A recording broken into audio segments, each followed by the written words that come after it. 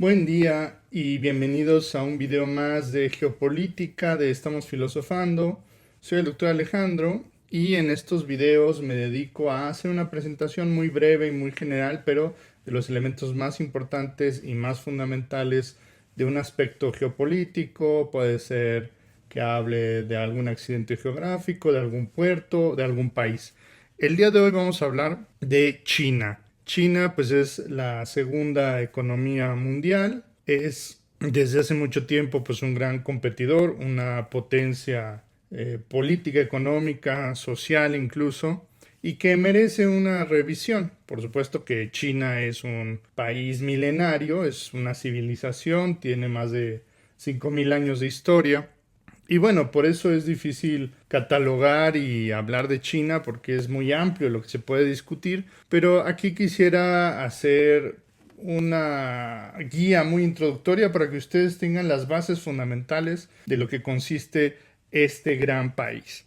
Bueno, sabemos que China está ubicado en el lejano oriente, que colinda con diversos países. Podemos ver aquí en el mapa pues con qué países podemos encontrarlo. Entonces, China, empezando por el Océano Pacífico, que es el mar con el que colinda, sabemos que colinda también con Corea del Norte, colinda con Rusia en toda esta región, con Mongolia, con algunos países del Asia Central como Kazajstán y Tayikistán.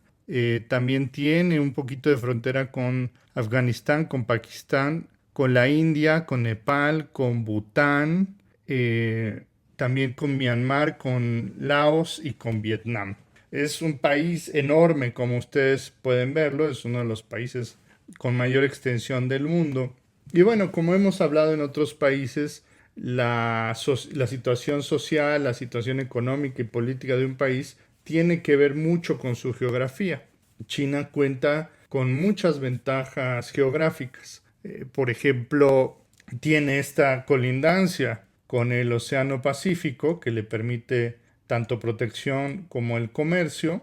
Es muy difícil que los países puedan desarrollarse sin una salida a los grandes océanos, pero también tiene importantes protecciones geográficas. Por ejemplo, en el sur está protegido por una selva tropical que es la que va a colindar con los países del sureste asiático. Entonces, esto hace difícil, complicadas las incursiones y las invasiones. Tiene, por supuesto, la colindancia con el Tíbet, que es toda esta región, y con los Himalayas. El Tíbet es una gran meseta, una gran planicie de una gran altura, 5.000, 6.000 metros de altura, similar a lo que sucede con Bolivia, y luego está la gran cordillera de los Himalayas, que es el techo del mundo, la cordillera más alta del mundo, que tiene los picos también más altos del mundo, ¿no? Como el famoso Everest.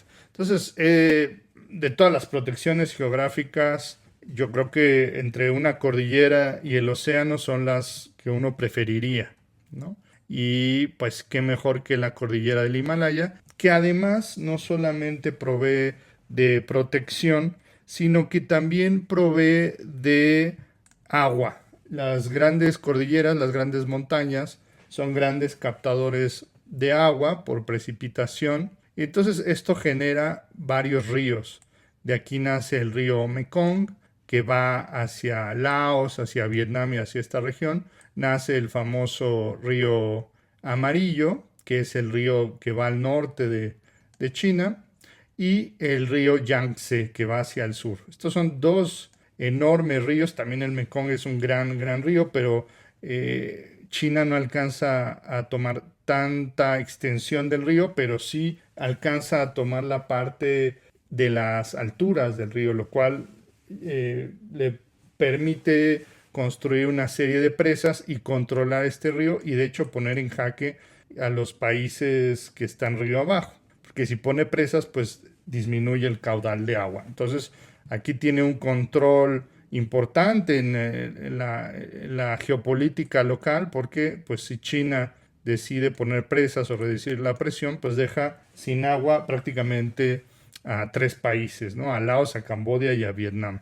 No, si esto no fuera suficiente, pues también tiene el control del río Yangtze y el control del río Amarillo. Entonces, estos ríos son ríos caudalosos, ríos enormes que llevan grandes extensiones de agua y que le permite el cultivo masivo de sobre todo el arroz, que además también tiene otra ventaja, por si fuera poco, porque de todas las granos civilización, hay unos granos que construyen civilizaciones, el arroz constituye las civilizaciones, la base de las civilizaciones asiáticas, el maíz en América, el trigo en Europa. Bueno, de todos estos granos, el arroz es el que más calorías provee por gramo y además se puede cultivar 2 veces al año. Entonces se puede tener 2 cosechas de arroz al año, lo cual permite una sobreabundancia calórica y esto es algo que explica la gran población de China. China hasta hace muy poco era el país más poblado del mundo, hace poquito la India lo arrebasó, pero bueno, tiene más de un billón de habitantes, ¿no? 1.000 millones de personas, ¿no?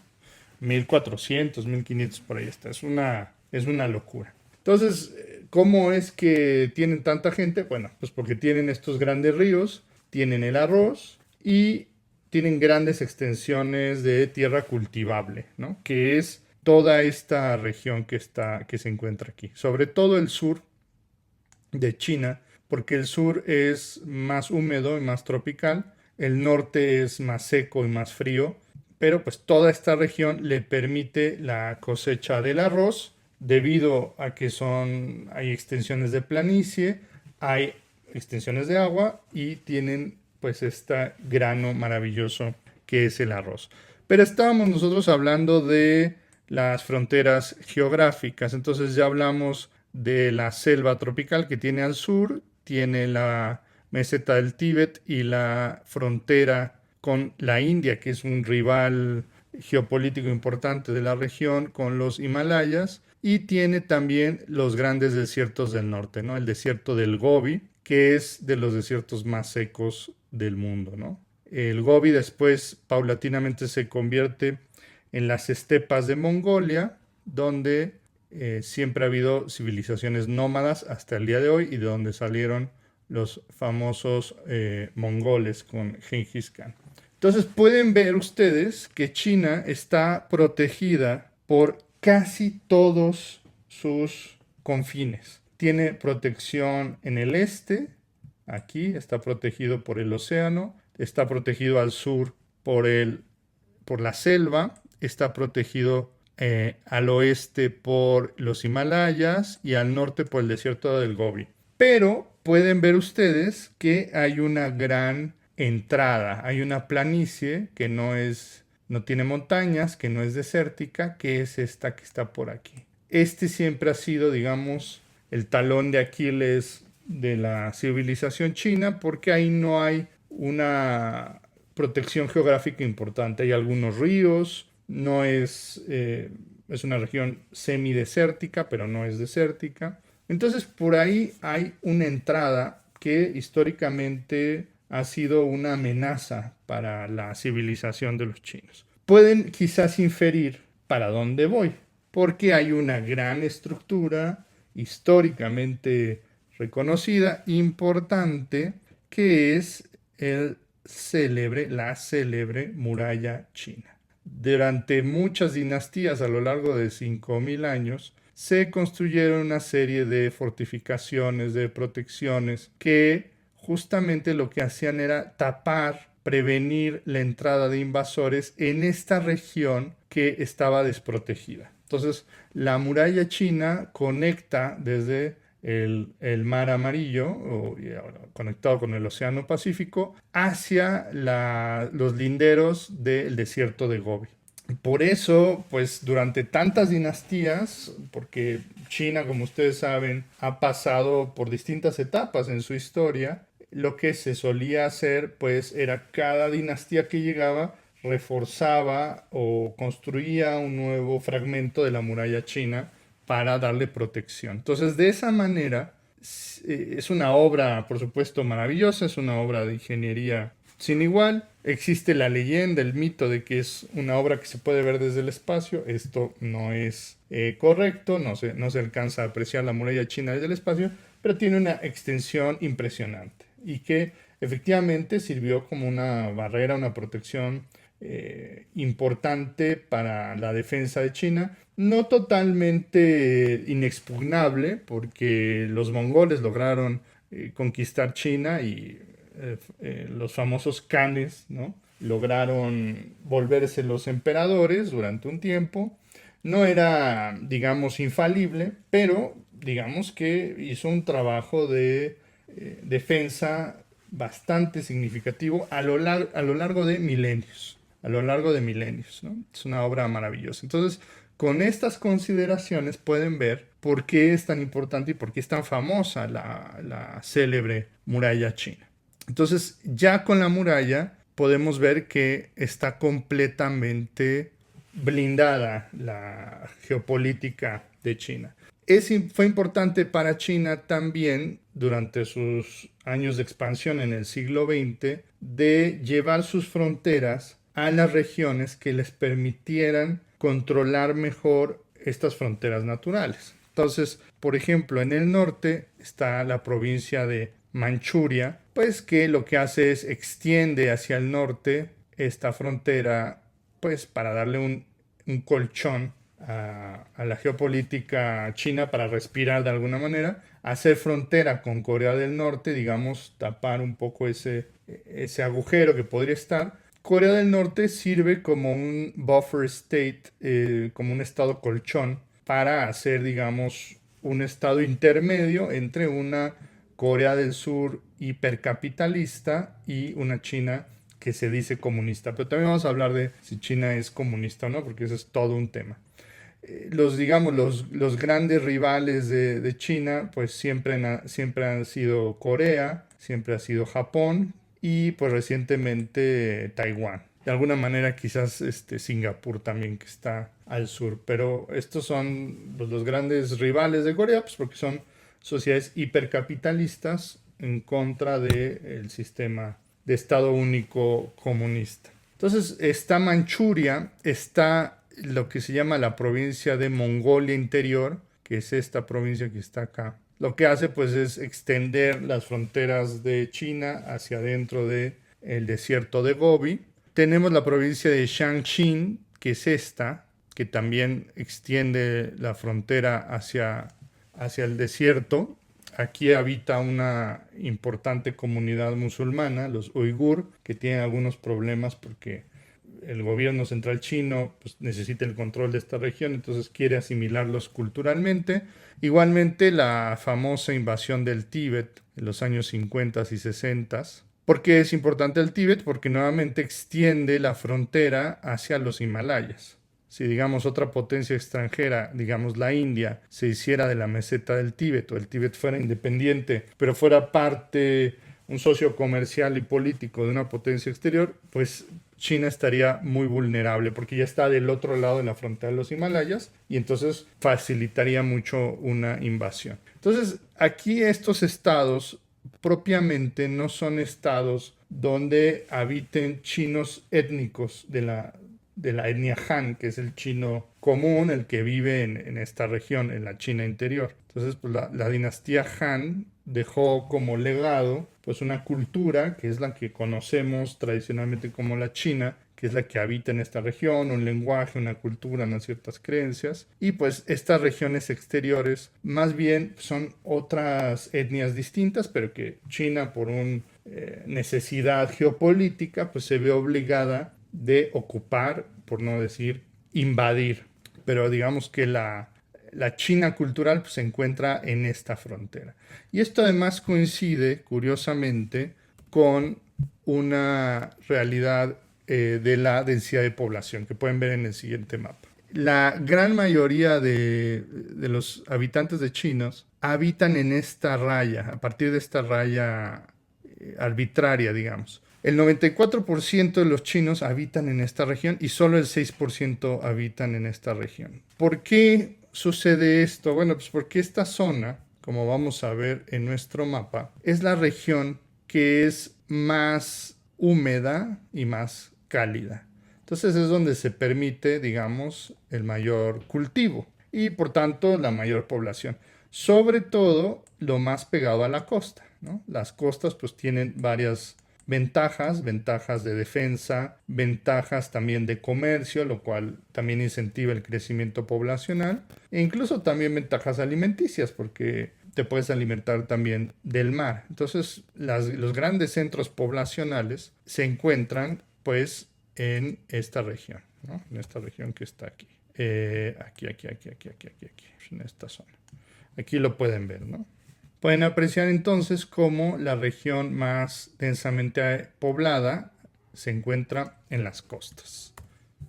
Entonces, tenemos ya varios elementos que nos indican de las fortalezas de China. Por eso es que se realiza, por eso es que se concreta una civilización tan poderosa. Desde hace 2000 años, no solamente los chinos lograron construir esa maravilla histórica que es la Gran Muralla China, sino que además lograron hacer un canal que conectaba los dos grandes ríos, el río Amarillo y el río Yangtze. Entonces, esto permite no solamente que la población esté alimentada a través de el agua que permite la agricultura y el agua y el acceso al agua potable, sino también, muy importante, la comunicación interna y la comunicación fluvial. Entonces, estas regiones de China pues estaban comunicadas a través de los ríos de este a oeste, como en estos casos, pero también de norte a sur a través de la construcción del Gran Canal de China.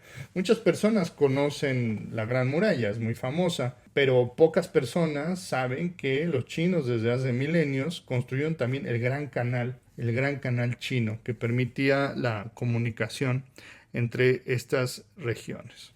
Fuera poco, todo esto, también los chinos pues tienen un gran acceso a recursos naturales con mucha facilidad, porque al ser un territorio tan grande, pues en sus tierras se encuentran muchísimos minerales. Pueden ver ustedes aquí en el mapa, pues cómo poseen prácticamente los minerales estratégicos más importantes. Sobre todo pensando, ya hablando en el siglo XXI, de que muchos de estos elementos se utilizan para construcción de computadoras o de elementos electrónicos como es el cobalto, como es el litio, como es el cobre, incluso el oro. Y pueden ver en este mapa pues cómo los chinos poseen absolutamente todo esto, ¿no? El aluminio y también por supuesto el uranio para la construcción de plantas nucleares o incluso bombas atómicas para la defensa del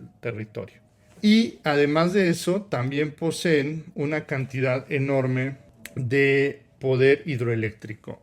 Esta es una lista de las centrales hidroeléctricas que pueden generar más de 1000 megawatts, que es una verdadera barbaridad de creación de energía, ¿no? Tienen la presa hidroeléctrica más grande del mundo, que es la presa de las Tres Gargantas, que fue una obra de ingeniería tremenda, que almacena una cantidad de agua tan grande que logró alterar por muy poco, pero de todas maneras es significativo, la gravedad terrestre. Se encuentra en el río Yangtze. Muchas de las otras hidroeléctricas se encuentran en Sudamérica, en Brasil y Paraguay, como pueden verlo, también incluso en Venezuela, pero de las 10 presas más grandes del mundo, como centrales hidroeléctricas, 1, 2, 3, 4 pertenecen a China, ¿no? Imagínense eso. Es una verdadera barbaridad. Entonces, por un lado, las centrales hidroeléctricas y por el otro también tiene muchísimo carbón,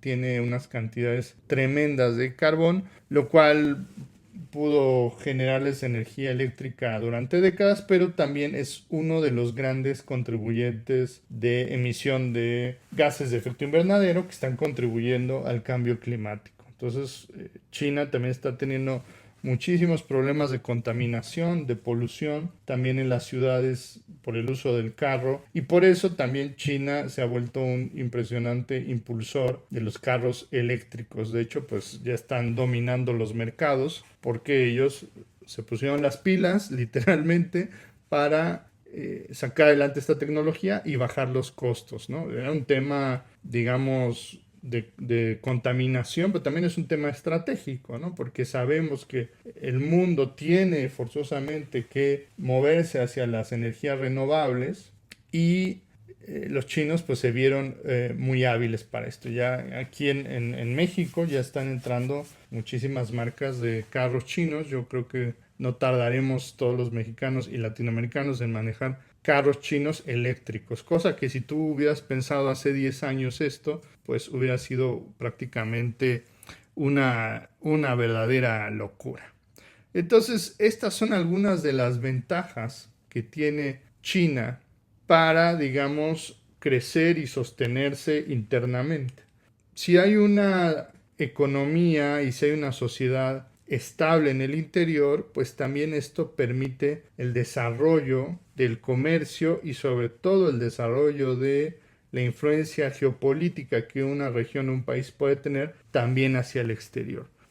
Esto no es nuevo también, durante muchos siglos existió la ruta de la seda que comunicaba a China con el resto del mundo, principalmente con el Medio Oriente y con Europa. Entonces la ruta de la China pues es el mismo recorrido que trazó el célebre explorador Marco Polo, pues iba por esta región, ¿no? Salía por el norte, aquí hay algunos pasos, ¿no? Se tiene que ir en grandes caravanas, usualmente en camello, que era un medio de transporte muy resistente. Pasaba por el norte de Irán, Azerbaiyán, llegaba a Turquía y ya aquí ya estás prácticamente en Europa, ¿no? La ruta de la seda pues era una ruta económica, comercial, riesgosa porque tomaba muchos meses, incluso a veces años, realizarla completamente, pero aquellos exploradores que podían atravesarla pues podían intercambiar productos que no eran fácilmente conseguibles en distintas regiones del mundo, ¿no? El nombre de la seda pues es porque la seda era un textil precioso, muy difícil de realizar y que de hecho los europeos no supieron hacerlo hasta muy recientes siglos porque se hace a partir de las orugas que tejen, digamos, así como las arañas tejen sus hilos, también ciertas orugas nativas de la China producen esta tela de la cual se hace la seda y pues es una tela muy delicada y muy valiosa y muy costosa, pero no solamente eso, también la China exportaba la porcelana, exportaba también el papel, exportaba la tinta, también muchas ideas que alteraron la historia mundial nacen en la China, el mismo papel, la pólvora, la brújula, son inventos de la China y que van a ser intercambiados por productos que se producían en Medio Oriente y en Europa. Entonces, si tú tienes bienes valiosos que otras culturas están buscando, pues tienes una cierta influencia mercantil sobre todo. China durante muchos siglos no buscó ser expansionista. Se cuenta la leyenda de un emperador que patrocinó un gran viaje para ver qué había en el mundo y cuando regresó trajo algunas cosas que no existían en China. Se trajo una jirafa, algunos textiles, alimentos. Pues decía, bueno, pero salvo esto, ¿qué más viste? Le preguntó el emperador a este mercader y navegante, ¿no? Dice, bueno, pues no vi más que esto. Dice, bueno, pues si no hay más que esto, pues ¿para qué seguimos comerciando si todo lo demás, si todo está en China, ¿no? Entonces, China siempre ha tenido, durante muchos milenios, tuvo esta mentalidad de la muralla, ¿no? De atrincherarse, de cerrarse. Durante mucho tiempo fue una cultura autosuficiente que no necesitaba de recursos externos, por lo que hemos dicho, pues tenía prácticamente todo entre sus fronteras y eso contuvo pues, que China fuera una nación que buscara expandirse. Pero pues las cosas cambiaron muchísimo en el siglo XIX y XX sobre todo, porque las potencias europeas lograron adelantarse tecnológicamente, invadieron a China a través de distintas guerras, la más célebre, la guerra del opio, y impusieron condiciones draconianas a los chinos que para seguir siendo independientes pues tienen que competir geopolíticamente también en el mundo, no pueden estarse cerrando de esa manera. Y es algo que han venido haciendo durante los últimos años, sobre todo durante las últimas décadas. Por ejemplo, ustedes pueden ver en esta gráfica cómo durante muchos siglos, incluso el Producto Interno Bruto, el GDP en inglés, de China, que es esta línea roja, pues fue muy superior al resto de las potencias mundiales. Nadie competía con China durante milenios, precisamente por todas estas ventajas que hemos estado hablando. Quizás la India era un competidor fuerte también, pero las potencias europeas o los Estados Unidos pues prácticamente no figuraban, ¿no? Bueno, Estados Unidos por supuesto que no, y Europa Occidental pues un poco. Hasta que llega el siglo XIX, 1820, que vienen estas grandes invasiones y que se adelantan tecnológicamente, sobre todo militarmente, los estados europeos, imponen sus condiciones y logran adelantarse a China. Pero pueden ver, esta gráfica es un poquito engañosa porque pueden ver que este periodo de acá pues son prácticamente 200 años. 200 años en la historia mundial, pues los chinos han estado 5.000 años presentes, ¿no? Entonces, antes de eso, China era, digamos, la gran potencia económica mundial.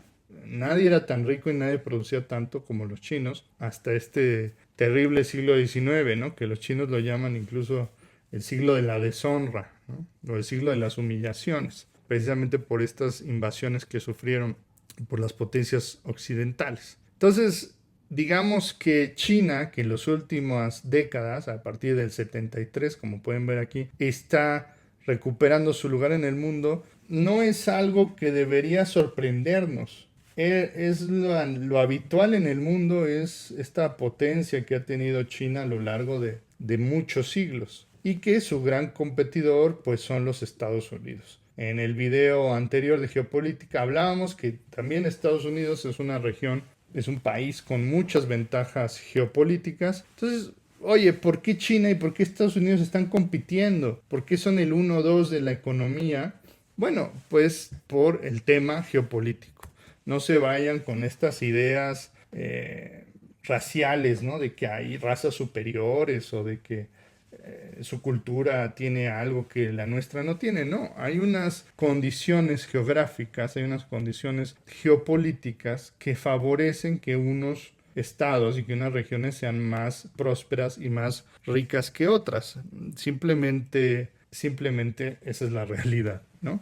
Entonces, bueno, ya hablamos del Producto Interno Bruto, hemos hablado también del tema de el comercio. Aquí pueden ver también esto de la ruta de la seda, que bueno, pueden notar cómo desde esta ruta histórica ha funcionado durante siglos, pero a más tiempos recientes se ha hablado de una nueva ruta de la seda marítima que algunos le han puesto el nombre de el collar de perlas, que es esta ruta que va por el mar, ¿no? Sale por los grandes puertos chinos, que también son los grandes puertos del mundo, pasan por el estrecho de Malaca, Singapur, Calcuta, la India, tiene algunas paradas en África y llega a Europa.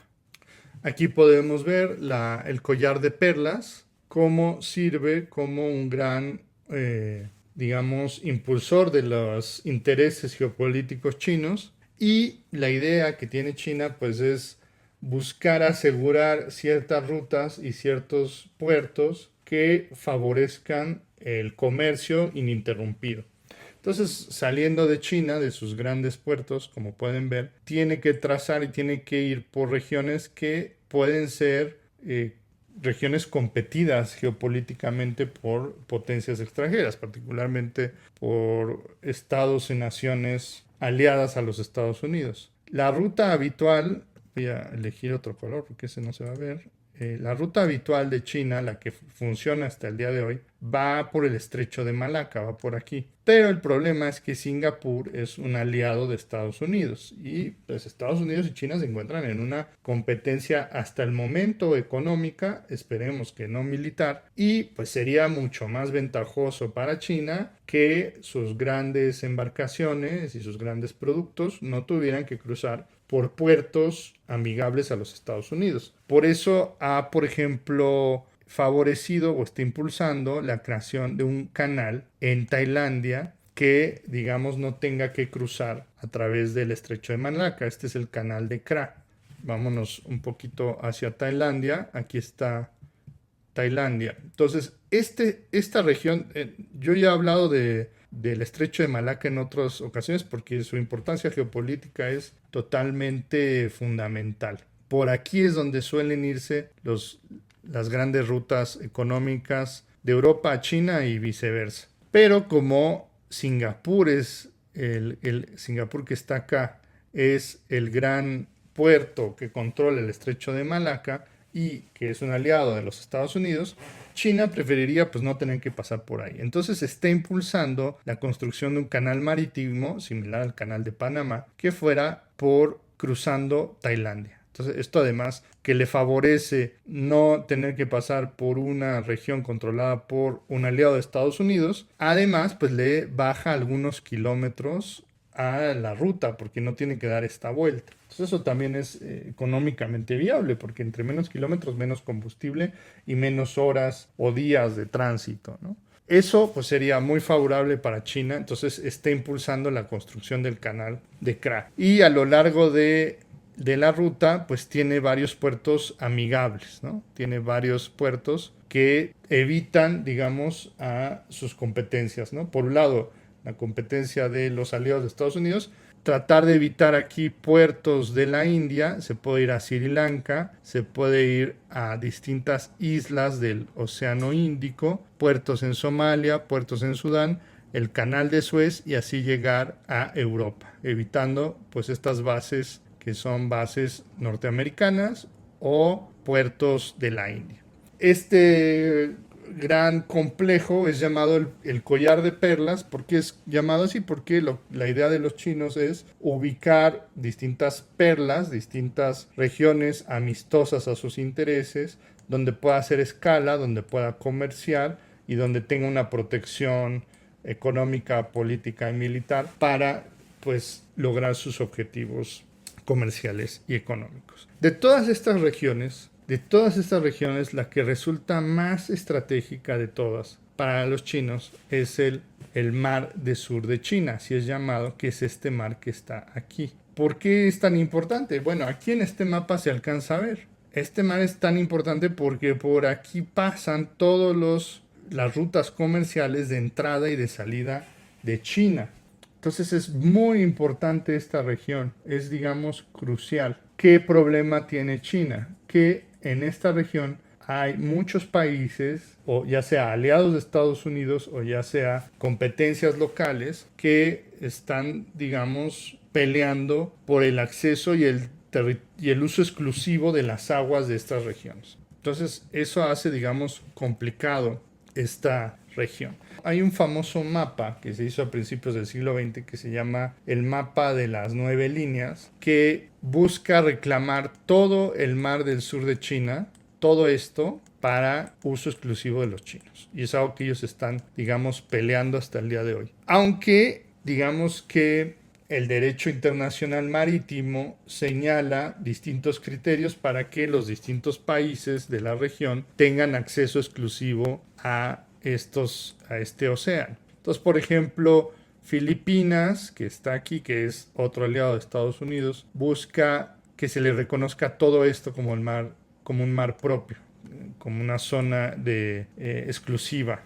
También está Brunei, también está Malasia, que es todo esto, también esto, este también es de Brunei.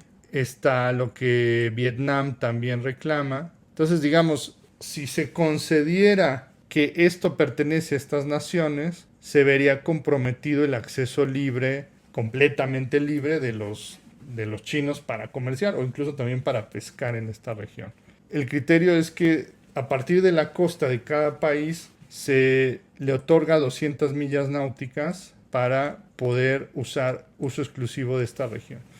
Esto, digamos, coincide, estas líneas, estos criterios coinciden con el derecho internacional, pero los chinos reclaman que históricamente el mar se llama Sur de China, así es reconocido, y que más bien China debería ser la propietaria exclusiva de toda esta región, basada en términos históricos.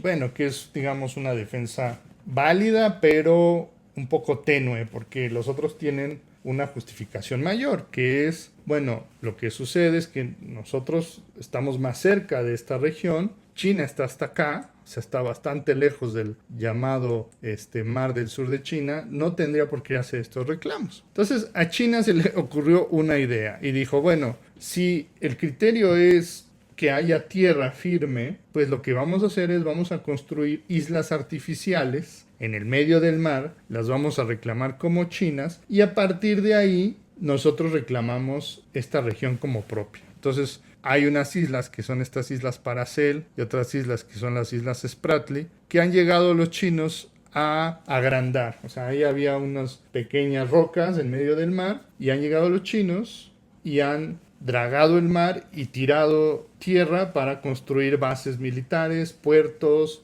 y decir esto es China. Y entonces como esta ya es suelo chino, pues a partir de aquí pues ya son las 200 millas náuticas y esto ya es nuestro. Entonces ya podemos reclamar como propio todo el mar de China. Esto pues va a seguir, esta competencia pues va a seguir todavía, va a ser una, digamos, una confrontación de los chinos con la región y con los Estados Unidos, que van a tratar de apoyar a sus aliados de la región, ¿no? Como lo puede ser Filipinas o como lo puede ser Malasia o como lo pueden ser estos países. Bueno, falta también hablar de la pregunta. ¿China es un país comunista? Y es una pregunta que creo que no es fácil de responder. Digamos, formalmente en la constitución del Estado chino, sí, por supuesto, China es un país comunista, es un país que tiene un partido único, el Partido Comunista Chino, busca, digamos, el bienestar de la población, la repartición de las utilidades, busca también el tema de la propiedad es del Estado, ¿no? O sea, todo esto es referido como comunismo chino. Pero el tema es que a partir de hace 30, 40 años, la economía de China ha estado orientada tanto al comercio internacional como también a la producción y a los grandes capitales. Es decir, hay muchas empresas chinas que son parte del Estado, sobre todo los sectores estratégicos, ¿no? La energía, el tema militar, el acero, los bancos, digamos, los sectores clave de la sociedad son parte del Estado chino, pero también hay grandes corporaciones que no son de este sector público que genera grandes capitales, ¿no? De hecho, pues China se ha vuelto la región del mundo con más millonarios, es el país que tiene más Mercedes-Benz y carros de lujo. Entonces, ¿qué es China, no? Es un sistema híbrido que algunos han llamado un capitalismo de Estado, si eso tiene sentido, ¿no? Es decir, debido a que por el momento internacionalmente domina el capitalismo, han dicho los chinos, bueno, es que no estamos todavía en condiciones de alcanzar la libertad y la total abolición de las clases sociales, entonces tenemos que competir en el mercado internacional, que nuestras empresas sean muy exitosas y quizás en un futuro se llegará al comunismo. Esto pues tiene sus ventajas y sus desventajas, ¿no? La desventaja pues es que mucha parte de la población vive, digamos, bajo criterios capitalistas. Digamos, una gran parte de la población durante muchas décadas vivía con salarios muy precarios, por eso la producción en China es tan barata, porque el salario solía ser muy bajo, aunque esto ha cambiado con las últimas décadas porque ha subido mucho el nivel de vida precisamente por este desarrollo que ha tenido este capitalismo de Estado en China. Eso por un lado. Y por otro, eso es una ventaja, desventaja. Y por otro, los chinos, el Estado chino, es muy proteccionista con sus empresas. Esto, por ejemplo, explica el fenómeno de los carros eléctricos chinos. No se hubiera podido alcanzar el nivel de sofisticación de los carros chinos y que se bajaran tanto los precios si el Estado no hubiera invertido, subsidiado de alguna manera la innovación y la producción de estos carros a lo largo de 10, 20 años. Entonces, digamos, este modelo chino hasta el momento ha resultado exitoso porque ha sacado de la pobreza a millones de personas, pero también implica un control social tremendo, porque al favorecer, digamos, este crecimiento económico tremendo, pues no se permite la libertad de expresión, no hay una libertad política en China, hay una vigilancia absoluta sobre la población, sobre los medios de comunicación, el acceso a Internet es muy limitado, allá no pueden tener acceso la población china a los mismos medios que nosotros tenemos en Occidente, ¿no? O sea, no hay Netflix, no hay Google, no hay Facebook, no hay Twitter, no hay nada de estas cosas, ¿no? Entonces, digamos, el tiempo dirá qué tan exitoso y qué tan favorable va a ser este modelo, que es pues muy propio y muy idiosincrático de una cultura que milenariamente había estado acostumbrada a tener emperadores, ¿no? Entonces, si antes había un emperador, pues ahora hay un partido único, un partido comunista. Siempre, digamos, orientado a la producción de grandes obras de infraestructura. Hablamos de la muralla, hablábamos del canal, que pues cobraron la vida de millones de personas, pero que al mismo tiempo posibilitaron la existencia de la civilización. Creo que eso no ha cambiado mucho en China, ¿no? Esto asociado sobre todo a la filosofía confuciana, que es la filosofía propia de la cultura china, el individuo pues es visto como una parte más de la sociedad, es como una cultura de las hormigas, ¿no? Así como las hormigas, cada una está, digamos, destinada a servir a la colmena, al hormiguero, pues un poco también la mentalidad del chino es que un individuo puede ser prescindible si es por el bienestar colectivo y social. Entonces, Occidente tiene una cultura del individuo, incluso diríamos individualista, que también lleva sus pros y contras, ¿no? Nada es perfecto, por decirlo de alguna manera. Entonces, China es un país comunista, pues sí, no. Formalmente podemos decir que es comunista. La constitución del Estado, en su burocracia, en su forma de estar establecido, pero los objetivos del Estado chino al momento son sumamente capitalistas y por eso se ha dicho que es un capitalismo de Estado, lo cual también pues, nos lleva a pensar que capitalismo y democracia no siempre tienen que ser aliados. Puede haber estados que no sean de democracia occidental que sean capitalistas pero no democráticos en el sentido occidental, como es el caso de China, ¿no? No es un país que tenga la democracia occidental, no hay partidos políticos, pero su economía está orientada a la producción en pos, digamos, de un cierto capital que le permita eventualmente al Estado chino alcanzar esa igualdad social que promete el comunismo. Ya la historia y el tiempo dirá si esto se logra o no. Otro tema, pues, que no podemos dejar de mencionar, pues, es el famoso tema de Taiwán. Taiwán, pues, es un país capitalista, ¿no? Aliado también de los Estados Unidos, que es producto de la Guerra Civil China, donde se enfrentaron los comunistas, liderados por Mao Zedong, y los nacionalistas, que fueron liderados por Chiang Kai-shek, de los nacionalistas. En esa guerra pues era decidir el futuro ideológico, político, social de China entre comunismo y capitalismo. Gana el comunismo y pues toda la China continental sigue, digamos, la herencia cultural de Mao Zedong, que es todo esto. Y los nacionalistas se fueron a refugiar a Taiwán.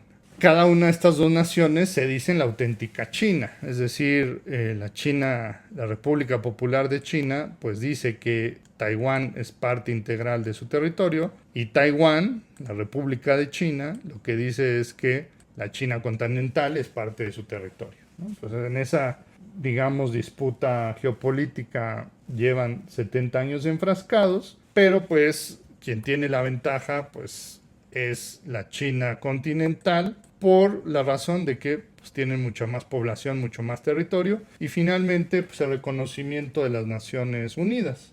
Durante las primeras décadas de las Naciones Unidas se reconocía a la República China, a Taiwán, como la China original, ¿no? La verdadera China, hasta que en los años 50 y 60 se cambia el control y se cambia el reconocimiento a la China comunista, ¿no? Este conflicto no pasaría de un conflicto geopolítico interno, regional, si no fuera porque Taiwán ha cobrado una importancia geopolítica tremenda. ¿Por qué Taiwán? Bueno, Taiwán, que era la llamada isla de la Formosa, antes primero también colonizada por los portugueses, capital Taipei, se ha consolidado como un núcleo de desarrollo tecnológico importantísimo. Todos los grandes chips, los microprocesadores que tienen las computadoras, los celulares y sobre todo, muy importante para las potencias mundiales, todas las armas, tanques, misiles, aviones. Sabemos que todo tiene ya microprocesadores, todo tiene chips, hasta los refrigeradores y ya hasta las cafeteras, todo tiene chips, ¿no? Y no se digan las computadoras, los carros eléctricos, los teléfonos celulares. Todos,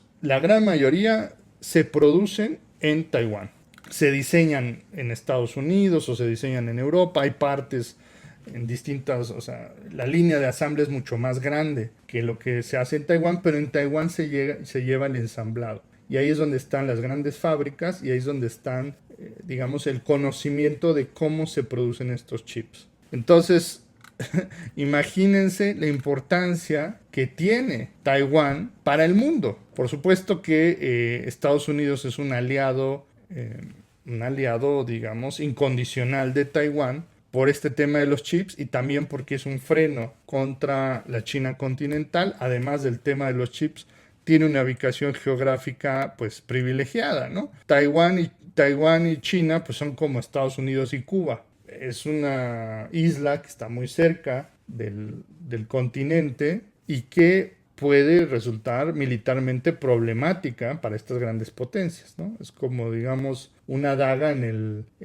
que apunta al estómago del dragón en este caso, ¿no? Entonces, tanto por el tema de los chips como por el tema de ubicación geográfica, que, pues digamos, si los Estados Unidos, si esto se escalara, pues los Estados Unidos podrían optar por armar hasta los dientes a Taiwán y meter en problemas a China. Entonces, por eso China, que además políticamente tiene la intención desde hace muchas décadas de reintegrar a Taiwán a su geografía, pues tiene muchos incentivos para hacer una invasión, o al menos contener lo más posible a Taiwán. Imagínense lo que ganaría China si lograra controlar la isla, ¿no? Lograría adquirir un objetivo político desde hace décadas, eliminar esta amenaza militar que está muy cerca de su frontera y hacerse de las fábricas y de la población que sabe cómo hacer estos chips. Razón por la cual también los Estados Unidos han buscado llevarse hacia su territorio la producción de microprocesadores. Es algo que Joe Biden estaba haciendo en su administración, pero pues ahora no sabemos qué va a pasar porque pues ya llegó Donald Trump de nuevo a la presidencia, que ese es todo otro tema. Entonces, imagínense el relajo que sería este tema de Taiwán, que está combinado también con el tema del mar del sur de China, porque pues, también si Taiwán lograra controlar esta isla, tendría más justificación para reclamar esta región. Este es, digamos, el nuevo talón de Aquiles de China. Ya no es el tema de la muralla, porque además ahora colinda con Rusia, que Rusia y China por el momento son aliados comerciales y políticos, ¿no? Los famosos BRICS. China y Rusia pertenecen a ellos, entonces no se tienen que preocupar demasiado por sus fronteras, todo esto está bien guardado, como ya lo hemos comentado. El problema está acá. Este es el tema de China en este siglo. El mar del sur de China y de Taiwán.